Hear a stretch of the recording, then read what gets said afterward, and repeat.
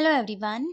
जैसा कि आप सबको पता है कि अगर किसी भी एग्ज़ाम्स की तैयारी करनी है तो उसके लिए सबसे ज़्यादा जो बेस्ट स्ट्रेटजी रहती है वो होता है एनसीईआरटी बुक्स से स्टडी करना।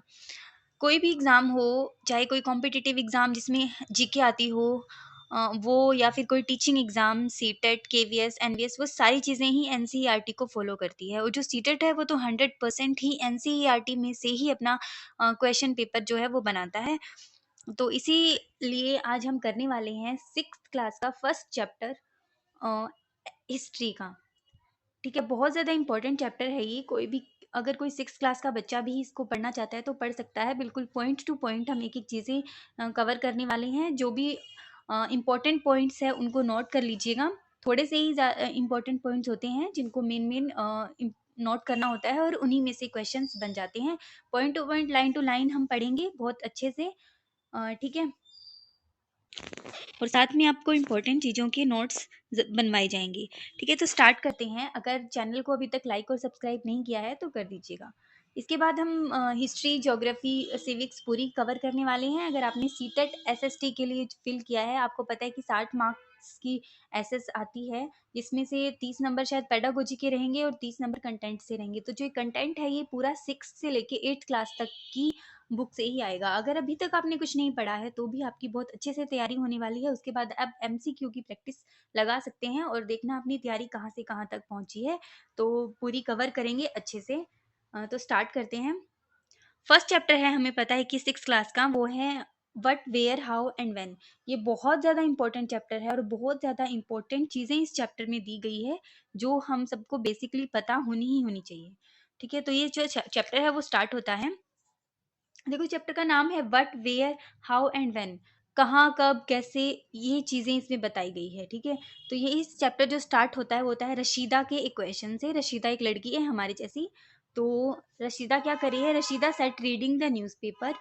एक न्यूज़पेपर पढ़ रही होती है और उसकी आइज एक हेडलाइन पे पड़ती है 100 years ago, 100 साल पहले। ठीक है, तो वो एक आश्चर्यचकित हो जाती है, क्या कोई भी है, anyone know what happened so many years ago, कि 100 साल पहले क्या हुआ होगा? क्या किसी को ये चीज पता है? तो चलो पता करते हैं। Finding out what happened. yesterday you could listen to the radio, watch television, read a newspaper. last year ask nobody who remembers. देखो, इसका मतलब क्या है कि हमने जो कल चीजें करी होगी, कुछ खाया होगा, कहीं गए होंगे, जो हमने न्यूज़पेपर की हेडलाइंस पढ़ी होगी, टीवी में क्या देखा होगा, वो हमें याद रहता है।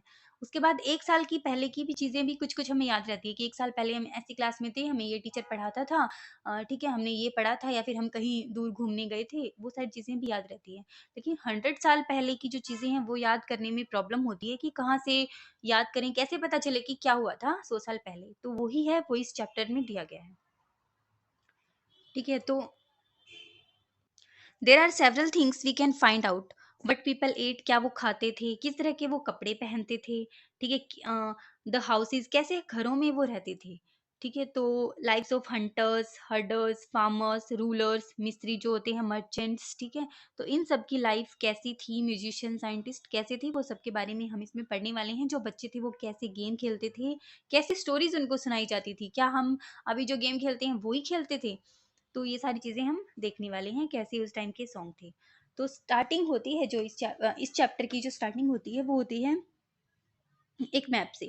तो हमें पता है कि जो पीपल थे वो पास्ट में रिवर्स के पास ज़्यादा रहते थे, क्योंकि रिवर्स के पास से उन्हें बहुत चीज़ें मिलती थी खाने के लिए। फिश वगैरह का वो हंट कर लेते थे। उसके बाद रिवर से उन्हें पानी मिल जाता था, नहा लेते थे, कपड़े वॉश कर लेते थे। तो ये सारी चीज़ें, रिवर के आसपास पेड़ पौधे भी होते हैं, उनका भी वो यूज़ करते थे। तो ये जो चीज़ें हैं ये हमें कहाँ से पता चली, यही इस चैप्टर में है। ठीक है, तो हमें पढ़ेंगे कि find the river Narmada on map 1। देखो, मैप अगर हम देखते हैं तो इसमें नर्मदा रिवर है सबसे पहले। सबसे पहले 1000 ईयर पहले सबसे पहले लोग नर्मदा रिवर के किनारे आके बसे थे। ठीक है, some of the earliest people who lived here were skilled gatherers. और जो यहाँ के जो लोग थे, जो रहते थे, वो अपना फूड कैसे इकट्ठा करते थे। They knew about the vast wealth of plants in the surrounding forest and collected roots, fruits and other forest produce for their food. They also hunted animals. ठीक है, जो पेड़ पौधे होते थे उनके आसपास जो कचरा हो जाता है उनको जला लेते थे। ठीक है, वहां से ही फूड लेते थे, लाइक कोई भी पेड़ पौधों से, या फिर एनिमल्स का शिकार करते थे, है ना। उसके बाद यहाँ से एक इम्पॉर्टेंट पॉइंट है जो नोट करने वाला है, find the Sulaiman and Kirthar hills to the north west. देखो ये मैप है, physical map of subcontinent. Subcontinent क्या होता है, जो जैसे हमारा इंडिया है उसके ऊपर लाइक कोई हिल्स वगैरह होती होंगी, हिल्स वगैरह ये सारी चीज़ें हैं, तो इनको सब कॉन्टिनेंट एरिया बोलते हैं। जो अर्लियर टाइम था उसमें बाउंड्रीज नहीं थी, अब तो बाउंड्रीज बन गई कि ये भूटान की है, ये नेपाल की है, इंडिया की। तो जो एरिया होता है एक साथ वाला, भूटान का, नेपाल का, पाकिस्तान का, ये सारे ये सब कॉन्टिनेंट में आते हैं। तो उसके बाद जो यहाँ से क्वेश्चन बनता है वो ये है कि जो सुलेमान एंड किरदार हिल्स है वो कहाँ पाई जाती है, तो वो नॉर्थ ईस्ट में पाई जाती है। देखो ये रही सुलेमान, ठीक है। तो ये वाली जो चीज़ें हैं, ये हिल्स है, ये कहाँ है, नॉर्थ वेस्ट में है इंडिया के, ध्यान रखना, नोट कर लेना इस चीज़ को, ठीक है। तो जो एरिया है, some of the areas where women and first began to grow crops such as wheat and barley about 8,000 years ago are located here, ठीक है। तो यहाँ पे जो मैन और वुमेन थे वो क्रॉप्स उगाते थे, ठीक है, व्हीट और बार्ले। उसके बाद क्या हुआ, people are also began rearing animals like sheep, goat and cattle and lived in villages, ठीक है। आसपास इन्होंने छोटे मोटे कॉटेज घर बना लिए और शीप गोट वगैरह रखते थे, फिर शिकार करते थे इनका, ठीक है। तो इनसे अपनी जो जीवन यापन करते थे इनसे। उसके बाद जो सेकंड इंपॉर्टेंट पॉइंट है, locate the Garo hills to the north east and the Vindhyas in central India. उसके बाद देखो नॉर्थ ईस्ट नॉर्थ वेस्ट ऐसे पता करते हैं ना हम, जैसे ये लाइन है, ये होता है ऊपर नॉर्थ,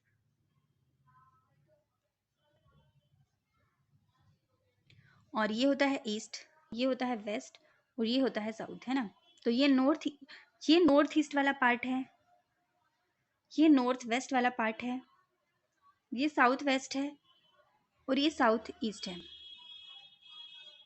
साउथ ईस्ट, ठीक है। उसके बाद हमने इसमें दिया हुआ है कि locate the Garo hills to the north east and the Vindhyas in central India. तो जो गैरो हिल्स थी वो नॉर्थ ईस्ट में थी, ये गैरो हिल्स हैं, ये नॉर्थ ईस्ट वाला पार्ट है, तो यहाँ गैरो हिल्स प्रेजेंट है। और उसके बाद सेंट्रल में ये विंध्यास है ना, नर्मदा रिवर है इसके पास, ये विंध्यास है वैली। तो यहाँ पे क्या होता था, एग्रीकल्चर यहाँ पे सबसे पहले आया। तो उसके बाद अगर पूछा जाए, नोट करने वाला पॉइंट है कि जो rice was first grown are the north of the Vindhyas. तो जो ये विंध्यास थी ना, ये नर्मदा रिवर के पास ये विंध्यास थी, यहाँ पे सबसे पहले जो चावल की खेती हुई, चावल की खेती सबसे पहले कहाँ हुई, नर्मदा रिवर के पास, ये जो विंध्यास है यहाँ पे, और ये सेंटर में पड़ता है, ठीक है, चावल की खेती के लिए। उसके बाद क्या हुआ, trace the river Indus and it's tributaries. उसके बाद इंडस रिवर का हमें पता चला, एंड इट्स ट्रिब्यूटरीज। अब ट्रिब्यूटरीज क्या होती है, सहायक नदियां, लाइक कोई छोटी नदी कोई बड़ी नदी में आके मिल जाती है, वो होती है ट्रिब्यूटरी। तो जो नदियां इंडस नदी में आके मिल जाती थी उनको ट्रिब्यूटरीज बोलते हैं, ठीक है। तो अबाउट 400-700 ईयर्स है, देखो आपको ये ईयर्स वगैरह याद रखने की जरूरत नहीं है, ये जस्ट नॉलेज के लिए है। Some of the earliest cities flourished on the banks of these rivers later about 25,000 years ago 2500 years ago, cities developed on the banks of the Ganga and its tributaries and along the sea coast। तो यहाँ पे बताया हुआ है कि पहले Indus river पे लोग रहते थे, के आसपास रहते थे, फिर उसके बाद गंगा पे आ गए, ठीक है।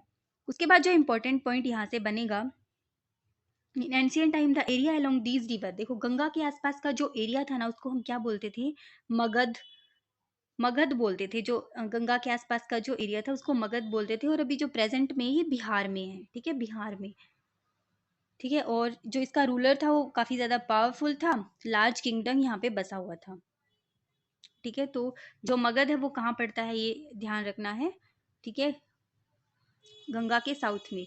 मान लो ये गंगा है तो उसके साउथ में क्या पड़ता है, मगध, ध्यान रखना। उसके बाद क्या है कि हमें पता है कि जो पीपल थे अर्लियर टाइम पे, हमने पढ़ा हुआ है कि मूवमेंट करते थे, यानी एक जगह से दूसरी जगह पे जाते थे, ट्रैवल करते थे बहुत ज़्यादा। तो अब ट्रैवल क्यों करते थे ये क्वेश्चन आता है। तो वो ट्रैवल किस लिए करते थे, वो अपनी लाइफ जीने के लिए बहुत ज़रूरी था उनके लिए ट्रैवल करना, क्योंकि सबसे पहले तो ये होती है कि the hills and high mountains including the Himalayas, desert, rivers and seas made journeys dangerous at time but never impossible. देखो तो सबसे पहला पॉइंट आ जाएगा कि वो अपना जीवन जीने के लिए करते थे मूव, यहाँ से वहाँ घूमते रहते थे, है ना? आजकल तो नहीं घूमते क्योंकि आजकल तो प्रॉपर्टी हो गई सबकी, तो अपना जीवन जीने के लिए। उसके बाद नेचुरल डिज़ास्टर से बचने के लिए, लाइक कोई बाढ़ आ गई या फिर कहीं सूखा पड़ गया, जैसे कोई भी एरिया होता है अगर वहाँ ज़्यादा बाढ़ आती है तो फिर उन्हें जाना पड़ता है, फिर सूखे की वजह से उन्हें ट्रैवल करना पड़ता है, मूवमेंट करनी पड़ती है, ठीक है? उसके बाद जो मर्चेंट्स होते हैं, जो कामकाजी बिज़नेस के लिए उन्हें जाना पड़ता है इधर से उधर, कोई चीज़ बनाई है तो मतलब उनको बेचने के लिए इधर से उधर जाना पड़ता है, या फिर कुछ को शौक होता है, लाइक कोई जर्नी करता रहता है, जैसे कोई घूमते-घूमते ही हमारा इंडिया की खोज कर दी थी, वैसे ही किसी को घूमने का शौक होता है, एडवेंचर वांटिंग, डिस्कवर करने के लिए नई-नई चीज़ें, तो इसलिए मूवमेंट होता है, ठीक है? जो पीपल थे वो यहाँ से वहाँ ट्रैवल करते थे। ठीक है, तो यहाँ से फिर क्वेश्चन है, why do people travel nowadays, कि आजकल क्यों ट्रैवल करते हैं? तो आजकल भी सेम चीज़ें ही हैं, बिज़नेस के लिए करते हैं, काफ़ी सारी चीज़ों के लिए करते हैं, एडवेंचर के लिए तो बहुत कम करते हैं आजकल, तो यही चीज़ें हैं। उसके बाद है, look at the map first once more, hills, mountains and seas from the natural frontiers of the subcontinent. तो हमें पता है कि हिल्स, माउंटेन सारी नेचुरल चीज़ें हैं। यहाँ से भी कुछ लोग हैं जो ट्रैवल करते हैं इधर से उधर, जो फुल ऑफ कल्चर रखते हैं, मतलब people from across the countries also came into the subcontinent and settled here. उसके बाद these movements of the people enriched our culture, ठीक है? कल्चर ट्रेडिशन, यानी कि नई नई चीज़ें शेयर करते हैं, कि अगर कोई साउथ से नॉर्थ गया है तो वो अपनी साउथ का जो एक्सपीरियंस है वो नॉर्थ वालों को बताएगा कि वहाँ पे कैसे कपड़ा पहना जाता है या कैसे खाना बनाया जाता है, नॉर्थ वाले साउथ को बताएंगे, ईस्ट वाले वेस्ट को बताएंगे, तो यही सारी चीज़ें यही है, ठीक है? उसके बाद जो इम्पोर्टेंट पॉइंट्स आते हैं वो यहाँ से होते हैं। उसके बाद जो नेम कैसे पड़ा लैंड का, ये बताना है। देखो हमारी लैंड के 2 नाम हैं, लाइक जैसे इंडिया बोलते हैं एक तो, इंडिया, और एक बोला जाता है भारत, है ना? 2 चीज़ें बोली जाती हैं, इंडिया और भारत। तो कैसे पड़ा ये नाम, इंडिया को इंडिया ही क्यों बोलते हैं या फिर भारत को भारत ही क्यों बोला जाता है? तो ये हमें पता करना है। तो इसमें बताया गया है कि कैसे पढ़ा। सबसे पहले जो ईरान, देखो सबसे पहले जो हमें पता, हमें नदी के बारे में पढ़ के आए हैं, इंडस नदी। इंडस नदी को संस्कृत में क्या कहा जाता है? सिंधु। बहुत मोस्ट इंपॉर्टेंट पॉइंट है ये, बहुत बार पूछा गया है कि इंडस नदी को संस्कृत में कौन क्या बोला जाता है? तो सिंधु नदी बोला जाता है संस्कृत में। उसके बाद जो ग्रीक और ईरान से कुछ लोग आ रहे थे हमारे इंडिया में, तो बीच में पड़ी इंडस रिवर, ठीक है? इंडस रिवर पड़ी, तो इंडस को वो इंडस नहीं बोल पाते थे, वो इंडस को हिंदोज और इंडोज बोलते थे, हिंडोज और इंडोज बोलते थे, तो इसी से हमारे जो इंडिया का नाम है वो इंडिया पड़ा, इंडस से ही। तो पूछा जाए कि कौन सी नदी पे इंडिया रखा गया है, तो इंडस से रखा गया है, ठीक है? ईरान और जो ग्रीक के लोग थे वो इंडोस और इंडोस बोलते थे उस नदी को। और जो इस नदी का जो एरिया था ईस्ट वाला, जैसे ये नदी है तो ईस्ट में जो एरिया है ये वाला सारा, मान लो ये इंडस रिवर है, और इसका जो ईस्ट वाला जो एरिया है ये पूरा इंडिया कहलाया, ठीक है? तो ये पॉइंट भी इंपॉर्टेंट है कि इंडस नदी के ईस्ट वाला एरिया इंडिया कहलाता है। उसके बाद भारत क्यों बोलते हैं? जो भारत बोलते हैं वो एक, हमें पता है कि 4 वेद होते हैं। ऋग्वेद जो था पहले वाला ऋग्वेद, उसमें मेंशन है भारत नाम, ठीक है? भारत नाम मेंशन है। जो पीपल होते हैं नॉर्थ वेस्ट के, उनके लिए भारत वर्ड यूज़ किया जाता है, ठीक है? जो ऋग्वेद में मेंशन है, और जो ये ऋग्वेद था वो संस्कृत में लिखा गया था, ये हमें अच्छे से पता है, ठीक है? तो भारत नाम का ज़िक्र कौन से वेद में मिलता है? ये क्वेश्चन है यहाँ से, तो ऋग्वेद में मिलता है, ठीक है? उसके बाद क्या है? Finding out about the past. ये सारी चीज़ें जो अभी हमने ऊपर पढ़ी, ये हमें कैसे पता चली? ये एक बड़ा क्वेश्चन है कि पीपल ट्रैवल करते थे, लोग वहाँ पे रिवर पे रहते थे, एनिमल्स को हंट करके खाते थे, कैसे कपड़े पहनते थे, ये सब कैसे पता चला? तो ये हम पढ़ने वाले हैं। देखो इनको पता करने के ना 3 मेन चीज़ें थी। जो सबसे पहले आता है, there are several ways of finding out about the past. One is to search for the read books that were written long ago. सबसे बड़ा अच्छा है कि जो बुक्स लिखी गई थी बहुत साल पहले, उनसे हमें पता लगे। तो इन बुक्स को हम क्या बोलते थे? मैन्युस्क्रिप्ट्स। मैनु का मतलब होता है हाथ, तो हाथ से जो स्क्रिप्ट्स लिखी गई थी अर्लियर टाइम से, उनसे हमें ये चीज़ें पता चलती है कि उस टाइम के लोगों का रहन सहन कैसा था, कैसी चीज़ें वो शेयर करते थे आपस में। मैन्युस्क्रिप्ट्स, ठीक है? मैन्युस्क्रिप्ट्स क्या होती है? कि हाथ से लिखी गई कोई चीज़, जिसके ये जो मैन्युस्क्रिप्ट्स है वो पाम लीफ पे लिखी जाती थी। पाम लीफ को हिंदी में बोलते हैं भोजपत्र। और उसके बाद जो एक पेड़ होता है उसकी जो छाल होती थी, खाल खाकी रंग की जो छाल होती थी, उस पे कुछ लिखा जाता था, उसको हम बिर्च बोलते हैं, ठीक है? जो हिमालय में पाई जाती है, तो उन पे लिखा जाता था ये मैन्युस्क्रिप्ट्स, ठीक है? उसको मैन्युस्क्रिप्ट बोलते हैं। तो उन पे जो चीज़ें लिखी गई उससे हमें पता चला, ठीक है? उसके बाद क्या हुआ, जो कुछ मैन्युस्क्रिप्ट है, देखो ये मैन्युस्क्रिप्ट ये लिखा हुआ है बिल्कुल छाल पे और लैंग्वेज में, ठीक है, मैन्युस्क्रिप्ट। उसके बाद क्या हुआ, over the years manu manuscripts were eaten away by insect. कुछ मैन्युस्क्रिप्ट थे ना वो इंसेक्ट खा गए, मतलब कुछ चीज़ें ऐसी थी हिस्ट्री में जो हो चुकी है और हमें पता नहीं लग पाया कि क्या हुआ था, क्योंकि वो डिस्ट्रॉय हो गई थी। बट कुछ है जो अभी भी सर्वाइव कर रही हैं, जो बची हुई, जिनसे हमें पता चला, जो टेम्पल्स और अभी भी मोनेस्ट्रीज में रखी गई हैं, ठीक है। तो इन बुक्स में क्या-क्या है, जो रिलीजियस बिलीफ उस टाइम पे कैसा रिलीजन था, कैसे गॉड को मानते थे, कैसे पूजा करते थे, ठीक है? लाइफ ऑफ किंग्स, मेडिसिन के बारे में, उसके बाद देयर वर कैसी पोएम, सॉन्ग्स वहाँ पे कैसे लिखे जाते थे। और जो ये मैन्युस्क्रिप्ट से ये ध्यान रखना, इसमें 3 लैंग्वेज यूज़ की गई थी। संस्कृत, 1 सेकंड, संस्कृत, प्राकृत और तमिल, ठीक है? तो जो मैन्युस्क्रिप्ट थे वो 3 भाषाओं में लिखे गए थे, संस्कृत, प्राकृत और तमिल। ये इंपॉर्टेंट पॉइंट है, नोट कर लेना। तो ये तो हुई मैन्युस्क्रिप्ट की बात, जो पेड़ की छाल और भोजपत्र पर लिखे गए थे। उसके बाद सेकंड थिंग थी इंस्क्रिप्शन। इससे हमें हिस्ट्री का पता चलता है। इंस्क्रिप्शन क्या होते हैं? इंस्क्रिप्ट करना, पत्थर पर कुछ लिखना, पत्थर पर कुछ खोद-खोद के लिखना, उसको बोलते हैं इंस्क्रिप्शंस, ठीक है? So these are writings on relatively hard surfaces such as stone or metal. Sometimes kings quote their orders. तो इन मेटल्स पर क्या लिखा जाता था? जो किंग्स थे वो ऑर्डर देते थे प्रजा को, वो ऑर्डर इन पे लिख दिया जाता था, तब वो ये लंबे समय तक याद रहे, ठीक है? इनको पढ़ते रहें और उनको ओबे करते रहें। उसके बाद मैन एंड वुमेन जो किंग एंड क्वीन थे रिकॉर्ड रखते थे कि उन्होंने क्या-क्या लाइफ में, जैसे कि कोई भी अगर विक्ट्री की है, कोई भी बैटल जीत के आए हैं, तो उस बैटल के बारे में लिखते थे कि इस राजा के खिलाफ हमने ये युद्ध जीता और अब ये जो एरिया है ये हमारा हुआ। ये सारी चीज़ें वो लिखते थे इंस्क्रिप्शन पे, जो पत्थर और मेटल पे लिखना कहलाता है इंस्क्रिप्शंस, ठीक है? उसके बाद जो थर्ड चीज़ आती है, उसके बाद जो मेन चीज़ आती है, देखो, जो मैन्युस्क्रिप्ट थे और जो इंस्क्रिप्शन थे ना, ये महँगे लोग ही लिख सकते हैं। महँगे लोग का मतलब ये महँगी होती है चीज़ें। उस टाइम पे किसी को पढ़ना भी नहीं आता था, बहुत कम लोग थे, राजा-महाराजा, रिच जो एरिया था वो ही लोग ये सब लिख सकते थे। लेकिन लाइफ़ तो उनकी भी थी, जो वहाँ कॉमन कॉमन लोग थे, थोड़े पुअर लोग थे, जो काम-काज वाले कारीगर लोग थे, वो भी थे। तो उनकी जो पास्ट था, उनका हमें कैसे पता चला? उनका हमें पता चला आर्कियोलॉजिस्ट द्वारा।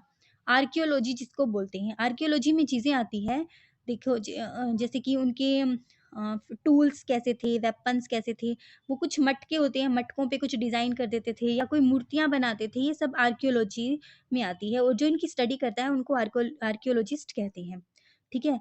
उसके बाद जो पुअर पीपल होते थे वो तो यही करेंगे कि अपने कोई बर्तन पे नाम खुद खोद लिया या फिर जो मिट्टी के बर्तन बनाए हैं वो कैसे बनाए हैं, कोई भी चीज़ें बना दी अपने आप मिट्टी से। तो ये चीज़ें उनके आम लोगों की चीज़ों को दर्शाती थी, ठीक है? उनकी पेंटिंग्स, टूल्स, वेपन्स, कॉइन्स, ठीक है?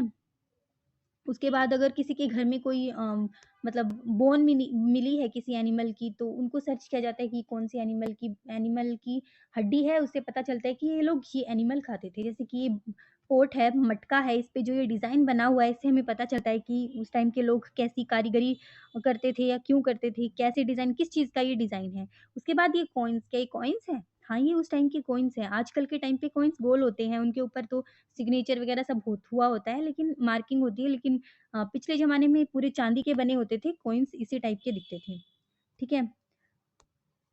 तो archaeologist also look for bones of animals, birds and fish to find out वे क्या खाते हैं ऐसा, ठीक है? Plants remain survive for more rarely if seeds of grain और pieces of wood have been burned, they survive in a charred form, ठीक है? बहुत कम उस टाइम पे मतलब प्लांट्स वगैरह की जब चीज़ें मिलती थी।